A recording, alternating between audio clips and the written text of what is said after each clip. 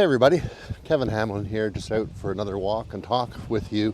I just got back from the British Columbia Music Educators Conference out on the West Coast. That is a great conference. Big shout out to all the organizers. Thank you for having me back there again. I always do like coming out to the BC conference, and you do a great job. I did record the two presentations, but I'm just not really thrilled with how the recordings turned out. Kind of a funny camera angle, and I think it's going to be better breaking some things down, because these next few topics, which are topics from the presentation, if there's anything that I could have you take away, it would be these topics from the next several walk and talks that we're going to do here. So let's talk about this, and it comes originally from the idea of retention. And when we're talking retention, I used to think for a long time, because it just seemed to be the way things were, that you had your kids in grade 9 or whatever grade you're starting at, and the next year the option sheets would come out. Half of those kids would carry forward into grade 10, and then into grade 11, half of those kids, and then finally grade 12, which is what our program goes to. You would have that core group of kids who would be there just no matter what. They just truly love music and are good at it. And you know, they're the kids, no matter what kind of teacher it is, they're going to be there. Bless them. I found out that that's not really necessary. As I mentioned, we grew into one of the largest programs in the country. It wasn't necessarily that I changed a whole lot in my teaching, but I found out that I was not giving kids the tools they needed to truly be successful. And once I did, our retention rates went through the roof. Instead of a 50% attrition each year, grade 9, we had 100% of the kids. Grade 10, we had 90% of those kids carry on. Grade 11, we had 90% again carry on. In grade 12, we had 90% carry on. So that attrition, just choosing which way I'm going to go here, that attrition wasn't but a fraction of what it used to be. And that's a big difference. And so, okay, how does that happen? Well, I'm going to tell you here. And boy, if you incorporate this, I promise you that your retention will go through the roof. Your kids will be thrilled. Your bands will sound great. It's a thing I discovered and honed and worked on, and I want to pass it on to you. And to me, it's, boy, it's all the difference in the world. It's important. So, you know, it came about in a funny way. I was going out to the car, end of the school day, and this kid was out sort of at the corner of the parking lot, and he had his skateboard, and this kid, he was troubled.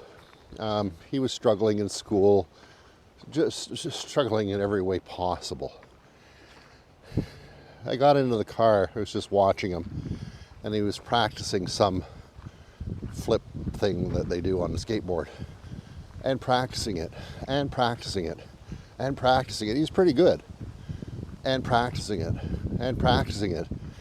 And there this kid was working really hard to be good at what he wanted to be good at, and was taking the steps necessary to get good at it. And, you know, to himself, he was proud of what he was able to do. God, I'd kill myself on a skateboard if I tried anything he was doing.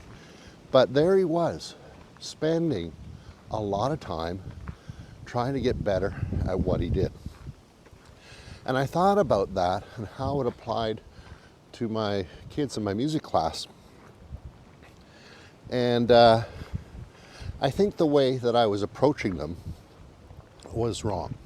Now, this is just part of the learning curve for all music teachers. We would all go through this. So there's my band, and we got a new piece, and I say, okay guys, let's learn bar 1 to 20. And they would all pick up the horns, and they'd all be working on bars 1 to 20, and I think, wow, this is good. They're all engaged, they're all doing it. And after, whatever, 3, 4, 5 minutes, it's like, okay, let's give it a try. And it would sound however it sounded. And then I'd usually try and give them a little bit longer to work on it some more.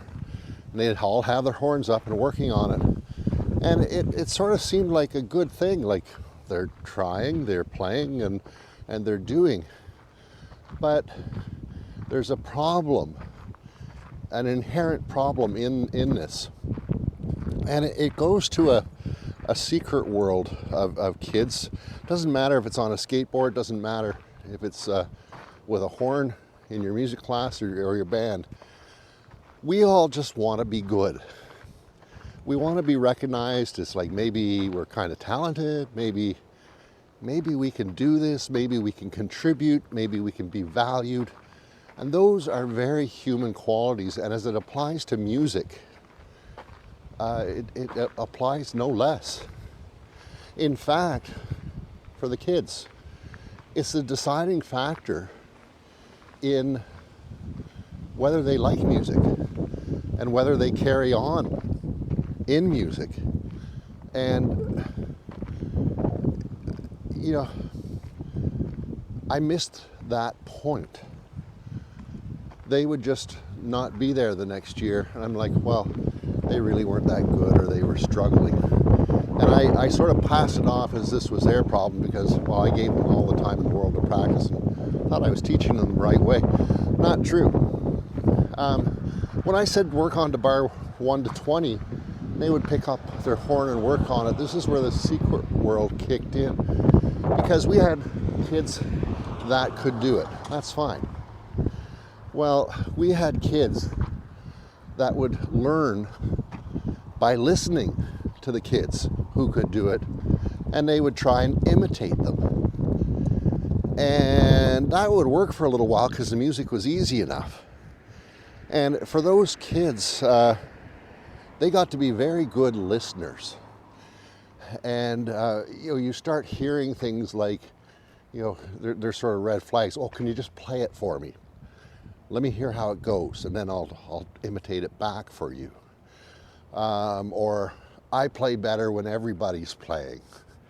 They need those sort of guardrails of hearing how it goes, and they get kind of good and kind of tricky at navigating that. And it works for a little while because, as I say, the music's easy. We started out, we're just dealing with half notes and whole notes and maybe quarter notes, and we might get up into eighth notes, and that's all manageable. The brain can kind of take a break because we can do it by ear, and we got to be careful because doing it by ear is super dangerous.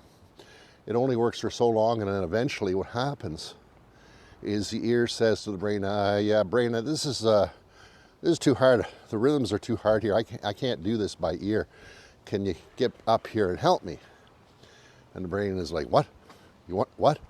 You want me to help you? I haven't been around.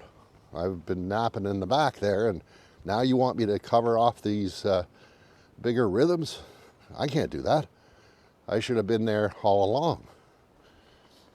And those kids start to discover for themselves that music maybe isn't that fun anymore because they can't do it. Or more importantly, or more truthfully, I didn't give them the tools to be able to do it. And that's an important distinction. It's not that they're not good at it or couldn't be good at it. It's that I didn't give them the mechanics. When I say work on bar 1 to 20, I left it at that, and there they are picking up their horn, doing what they can. But I didn't give them the tools to ultimately be successful. So they're not counting, they're doing it by ear. I have a seat on a nice bench here. They're doing it by ear. And that's just a dangerous thing. And, other things will come in where, you try and do the counting. They're not counting, they're imitating. I even had kids, where we're trying to do counting, and I am a huge fan of doing real counting, 1 and 2 and, not ta-ta, ti-ti, because that's imitation of a sound, not an understanding of where the beat is. I did try it for a while. I think it is a big mistake. It does not teach kids how to count. It teaches them how to imitate a sound. Anyway, I would say to kids, okay, look, I need you to tap your foot to keep the beat, and then you play off of the beat that your foot is doing. And very quickly I would see kids who would be tapping the rhythm with their foot, or they couldn't count out loud, or they couldn't coordinate their hands, or they would even say, tapping my foot messes me up. That's a sure sign that they're playing by ear. But they don't tell you these things. It's not like, hey, Mr. Hamlin, I'm playing by ear. Can you do something about that? No, they're just doing what they can with what they've got. Good analogy is a ladder. Okay, so you've got a ladder, and I'm going to say, okay, I want you to go to the top of the ladder. And one guy comes up and says, okay, I'll show you how to do it. And he tries swinging his foot up to the top rung. He goes, nope, that didn't work. So he tries swinging his foot again. Nope, that didn't work either. And he swings his foot again. Nope, that didn't work. And on and on and on. You can swing your foot up to the top rung a whole bunch of times. It's not going to work. Well, another kid comes up and says, I can take a step up the first rung of the ladder. And he takes a step up to the first rung, and it works. And he gives himself a little pat on the back and a little smile. And he takes a step up another rung. And then another rung. And eventually that kid's up at the top of the ladder because he took steps, manageable steps, in order to be successful. Now, using this analogy, the kid just trying to swing their foot up, when I say to the kids, let's work on bar 1 to 20, it's the same thing. They try it, they crash and burn at a certain point. Nope, that didn't work. Nope, that didn't work. And they keep replaying it, hoping some miracle is going to happen, but it doesn't. Another analogy is a pizza analogy. I have a whole pizza and I come up to somebody and say, hey, I got a pizza, you want some? And that person says, yeah, give me the whole thing. Just stuff it all in my mouth. I'm like, okay, let's stuff it. I try stuffing that whole pizza in their face, and you can imagine how that's going to go. And the person next says, oh, I'd like some pizza. Could I just have a slice? And they have a slice and they eat it. And the first person says, oh, let's try that. Take a bigger run at it. Stuff it more. Okay. And it doesn't work again. And the next person says, oh, I'm finished my first slice. Can I have another slice? Yeah, you can. And you pat yourself on your back because you took that first bite, and now you did it well. And you got to celebrate that. And you're ready for your second bite, or your second slice, and your third slice. Another analogy is a 4x100 relay team. The first person passes it to the second person. They're running the second to the third, perfect pass. The third to the fourth, the baton gets dropped. And the coach says, oh, let's rewind it. And they rewind it first to the second, perfect. Second to the third person, perfect. Third to the fourth, they drop it. And they rewind it again. Well, okay, the question would be, and we would probably all say this, why are you rewinding all the way back to the beginning of the whole 4x100 relay here? The problem is the third to the fourth person. First and second person here, take a break for a second. Third and fourth, come over here. Just practice passing that baton to each other, standing still. Pass it back and forth. Get to be a pro. You can pass it back and forth every time and it's going to work. Oh, you're a pro? Okay, good. Let's walk and pass it.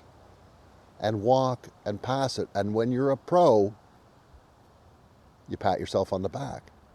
And then maybe let's jog it out. Let's jog it and pass it. Jog it and pass it. A bunch of times, because you could be lucky once. Do it 5 times. Perfect. Then I'll believe you're a pro. 5 times in a row. Flawless. You're not a pro unless you can do it 5 in a row. Okay? And eventually, the third and the fourth people are going to be able to do it. At which point, it's like, hey, first and second, come on in, we're going to try this. And they try it, and they're successful as a whole team. But the key in this one is you practiced where the problem is. You slowed it right down and you broke it down into pieces and you worked through the problem until it wasn't a problem anymore, and then you put the whole thing together. Now, how different is that from me saying to the band, okay, everybody, new piece, let's work on bars 1 to 20, go. And they start working on it, and it's going to be a fail. Not for everybody, but for those who it's a fail, they're listening to the person next to them. And don't think too hard about it, because this was everybody's experience, and I'd be shocked if it wasn't yours at some point too, where you have the kids that can get it, and the kids who can't are listening and listening harder and listening harder. And it actually slows down the band, and your first trumpet is getting frustrated that your third trumpets aren't getting it, and your third trumpets are feeling exposed, because music, you can hear who's getting it and who doesn't. Well, who wants to be exposed as the person who kind of sucks? It's not fun. And very quickly, those kids start to develop a thought in their head that creeps in. I'm not really good at this. Everybody's better. This isn't fun. And everybody knows it, what I sound like. I think I'm busy doing other things and I'm out of here. And there's your attrition. Didn't have to be that way. The trick is giving the kids the tools to understand that they step up the ladder one rung at a time, and that they practice the problems, and that they celebrate the small victories along the way. And what happened when I started doing this, and I'm going to give you a specific method that is the best thing I ever developed, honest to God. When I started doing this, everybody could count. Everybody could name the notes. Everybody could play. Everybody felt good. Everybody was successful, and everybody kept in music. That 10% attrition, that's the normal that should be, I think. Because when they're successful, when I've given the tools for them to be successful, they're going to stick around, and they do. It's as simple as that. They like music because they're successful at music. And as teachers, we have to give them the tools. Saying work on bar 1 to 20 doesn't matter that they're all picking up their horns. So I developed a multi-stage process. And I'm going to go through each of these steps in this process where we talk about what the students are doing in the class. And as they go through these steps, it's kind of funny. I'll have some teachers come just sort of watch a rehearsal. And I'll say, okay guys, work on bar 1 to 20. They don't pick their instruments up, they put their instruments down. And they start going through the steps. And near the end of the steps, they actually pick the horn up. And by the time they actually try and play it, they can play it because they've gone through the steps. And that step from nearly the top rung of the ladder to the top is easy. And they pat themselves along the way, on the back, and they feel good. And you have a much more homogeneous band. Because what happens in a lot of bands is that difference between people who can and people who can't gets bigger and bigger, and the gap gets more exposed, and the band slows down, and you sort of reach a ceiling in what you can play or not, because the people who are struggling, they're just out of their league, and then they start dropping out, and you end up with that tiny band up at the top in grade 12 or whatever. Sure, but what if you had a band where the full middle ground of the band was hugely successful because you gave them the tools, and there they are? And what if the kids who, bless them, they struggle to be good at anything, and here they are being good at something because you've given them the tools, and they're proud as heck that they can contribute and feel accepted and make a difference to the overall sound in the band, and know that they're pulling their own weight. There they are too. Now you're going to have some kids, of course, who it's just not their thing. That's fine. Go find out what your thing is and do that. Be thrilled about it. That's okay. But that attrition at 10%, not 50% year over year, is achievable. And it's what made us grow into that huge program. So here's the success chart, and before I get into it, I want to give everybody full license. Please do download it. Please do use this in your class. I would be thrilled if you did that, and in the coming few minutes I'll explain it fully. It's important that you have the understanding, so if you can just sit tight for a little bit more and listen, that'd be great. But for downloading, in the description of this video, so you'll eventually back out of this video. In the description of the video, I've put a link in that description, and you'll be able to download it there and have your original, and then print as many copies as you need. Okay, here is this success chart that I developed, and so for the kids, whatever works for them in their body is what you need to do. And they need to be a pro at a certain level before they go on to the next level. You don't want to just sort of skip through them and sort of do them. Demand that the kids have to be a pro. So, clapping to rhythm, saying the counting out loud, tapping your foot is all three things at once. They can slow it down and slowly work up to speed. I've always said practice it right, and the body will make the connections that they'll be able to do all those things. When they are a pro, and only when they're a pro at it, then they can go on to the next level. It's much like building a house of cards. You don't want to have a level of the house of cards, one level with the walls all wonky, and say, oh, good enough, I'll just go on to the next level. No, you have to have a good level all the way along that you're going to go. And I say to the kids, once you are a pro at a level, reach around, tap yourself on the back, congratulations kind of thing. And for the longest time, I had kids do that all the time. They just do a quick tap on the back, congratulations to themselves, and they're ready for the next level. It was a sort of a physical way of saying, I'm ready to go on, rather than just a mental thing.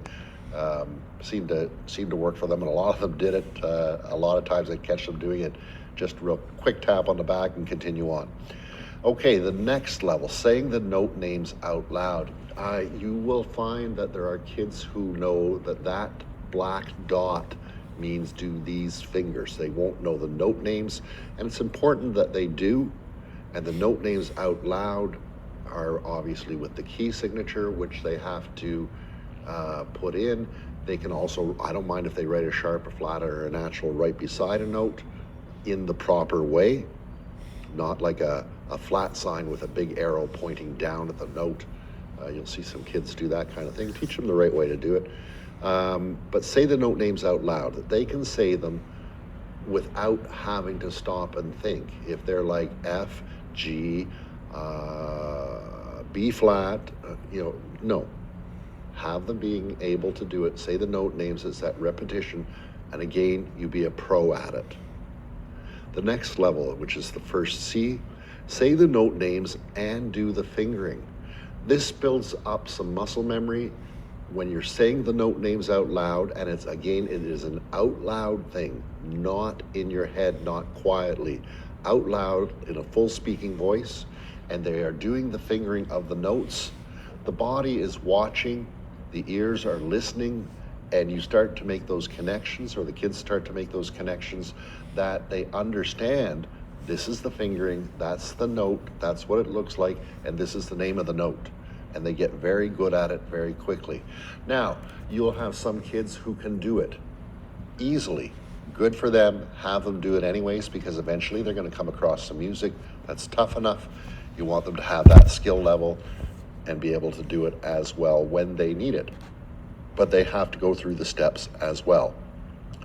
The second C, say the note names out loud in rhythm, tapping your foot at half speed. I put half speed, it might be slower, whatever it is, practice it right. Slow it down as much as you need.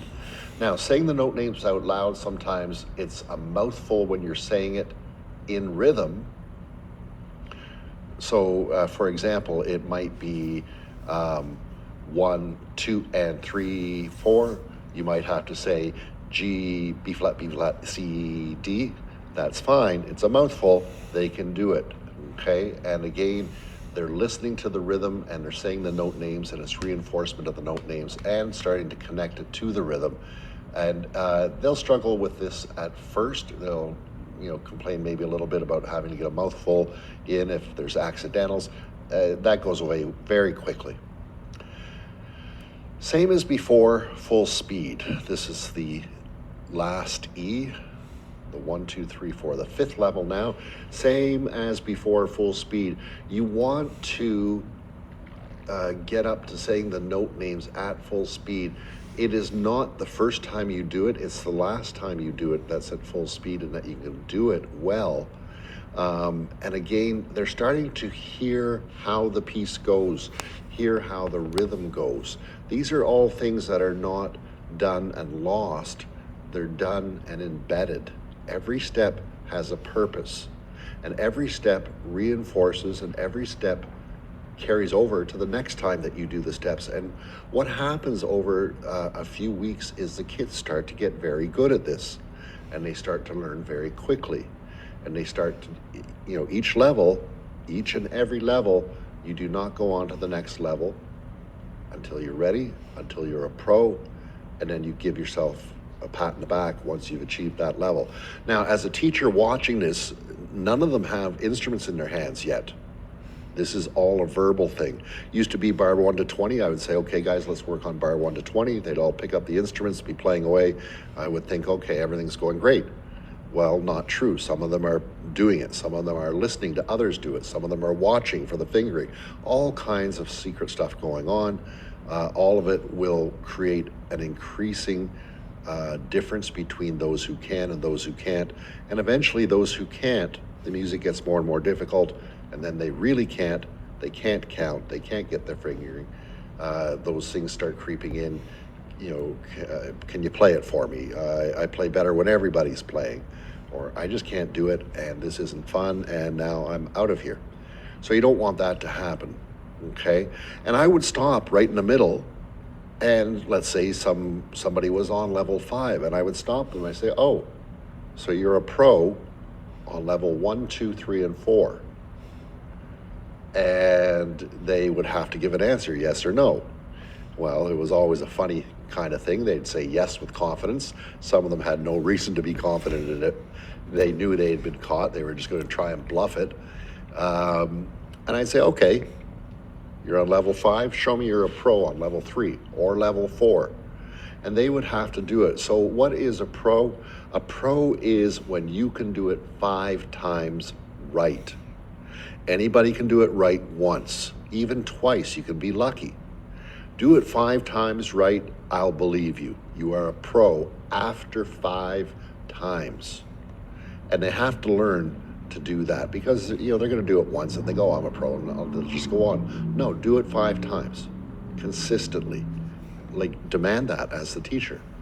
And that way, when they say they are a pro, they can stand and say, yeah, I am a pro at it. I can do it because I've done it 5 times right, and you set the standard that was good enough, and now I'm on the next level. If they weren't a pro at it, or if they bomb it, I would point blank ask the question, well, how come you went on here? You're not a pro. And there is no good answer. And I would just reinforce to everybody, look, this is to help you. Don't circumvent yourself and just go skipping on thinking it's going to be okay. I want you to be a pro. Okay? Now the last S, the second from the top level, play at half speed. This is them actually playing the piece. Now, back in the day, I said work on bar 1 to 20, they'd pick up their horn right away. Now, when I say 1 to 20, they put their horn down and they start going through these steps. Playing it at half speed or even slower, that was with a foot. The foot is keeping the pulse, and they're playing the rhythm, okay, with the notes. Or they can play the rhythm just to a single note. That's fine. You can put in an even extra step in there if you want. But again, they do it slow and right, and they've got a rhythm. And if they've done each of the steps beforehand, they're going to have a pretty high chance, especially after doing this for a couple of weeks, a pretty high chance of being successful. The last step is they slowly ramp up the speed until full speed.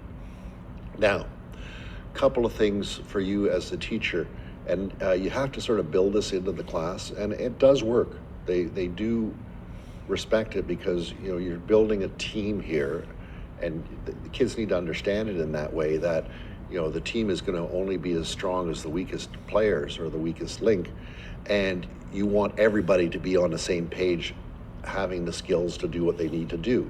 So I say to the kids, look, if I say, okay guys, let's play it together, and you are somewhere still on the different levels, don't pick up your horn just to play it. Stay on the level, because we want you to get really good at that level that you're slower at. And so we would be playing, say as a band, bar 1 to 20. I would still have a good half dozen kids or more not ready, and that's fine. I would have some kids standing and counting, that's fine.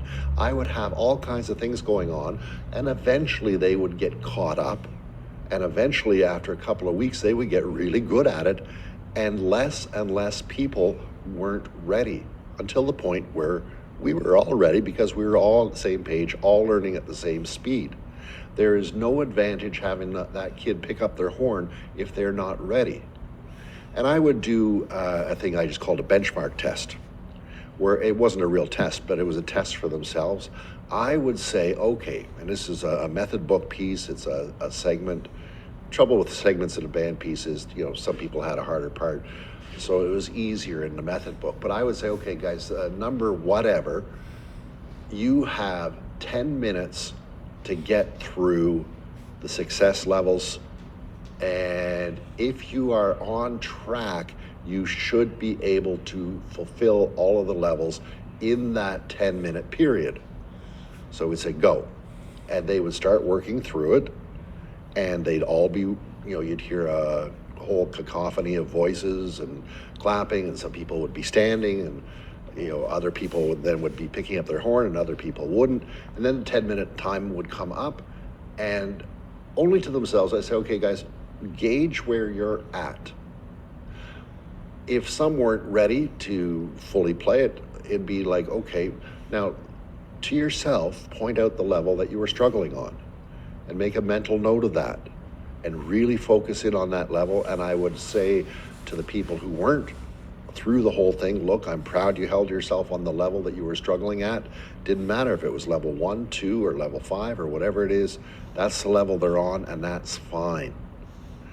And what happened when we started using this whole chart system and truly working it, not just sometimes, all the time, it quickly became a super powerful tool.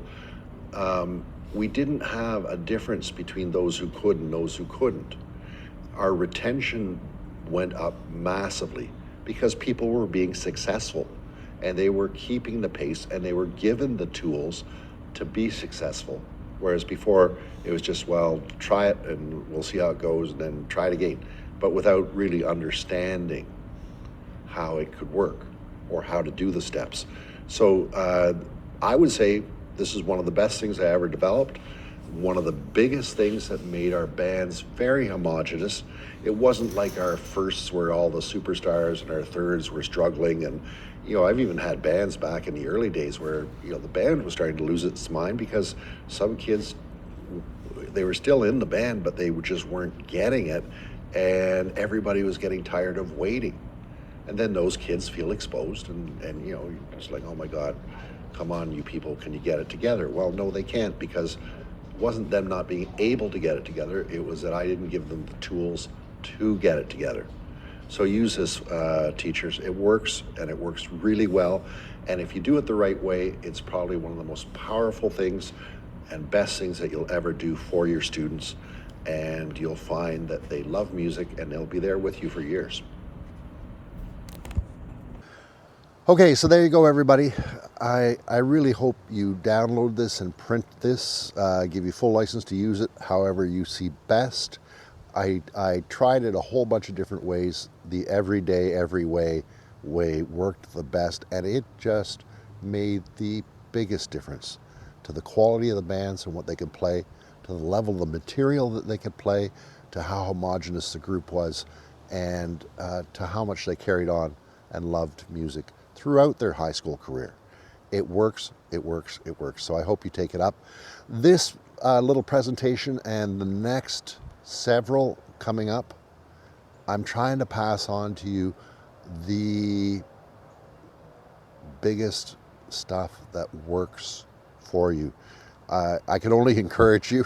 I certainly can't make you watch this through, but take it from a teacher who's been around the block for a long time and tested these things and honed them and refined them and saw the difference it made in my own classes and in my own program. They truly do work, and I wish you all the success in the world. And please do reach out if you have any questions, and I'll help you out even further.